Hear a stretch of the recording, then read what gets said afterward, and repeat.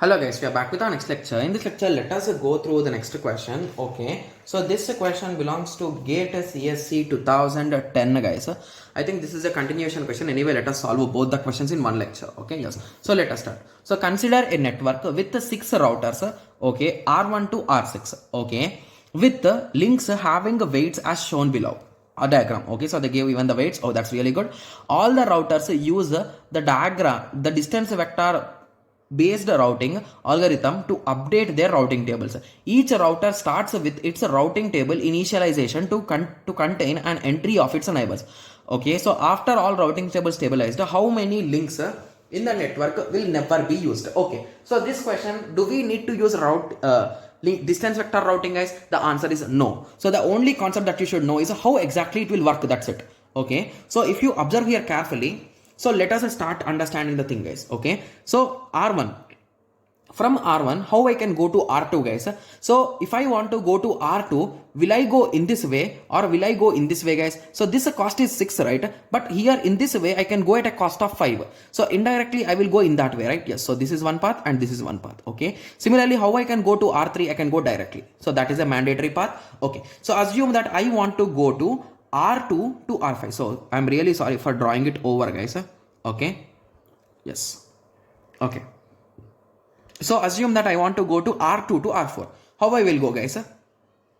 So I can go in this way or in this way. So if I go in this way, the cost is too high, right? So 2 plus 1 plus 9. So rather than I will go in this way, right? Yes, so that is mandatorily used. So hence this particular path can be skipped, right? Yes. Similarly, if I want to go to R1 to R5, I can go directly here. Similarly, if I want to go to R3 to R5, how I can go guys?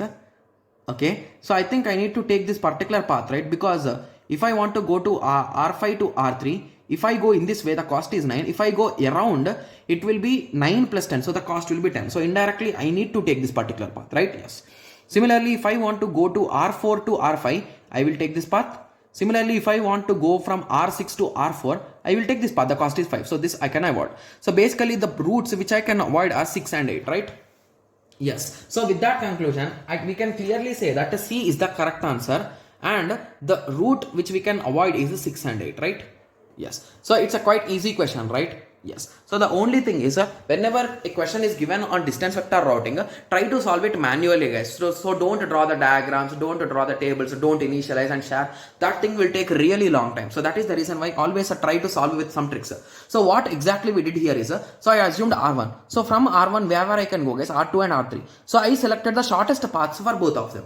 And I successfully skipped this particular path. So in that way we worked, right? Yes. Okay, so now this is having a small continuation question. So let us read it now.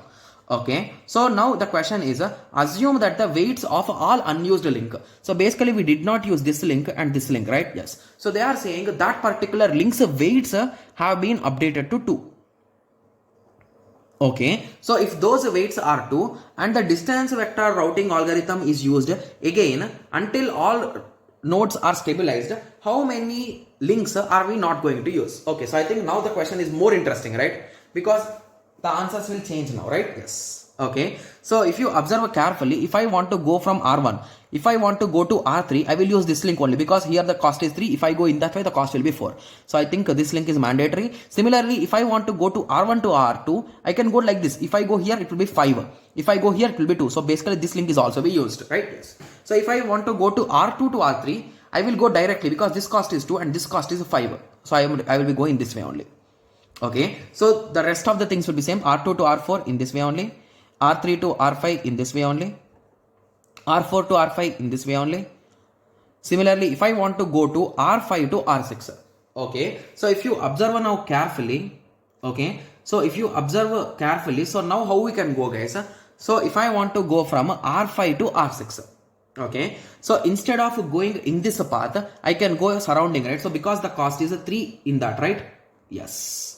Okay, so with that understanding, I think we can confirmly say that we can go in that way, right? Yes. So I can go, if I want to go from R1 to R6, I will go in this way. And similarly, if I want to go through R6 to R4, I can go in that way, right? Yes. Okay, so basically how many links we have saved, guys? So basically this R5 to R6, the cost for link is not used. So with that conclusion, you can say that B is the correct answer and one link is not used. Guys, in few books they gave 0 or not, like everything is used, but that is wrong. Basically this link is unused, right? So basically R5 to R6, we can go in this way with the cost 3. So basically this cost is more, so we can avoid it. Got it?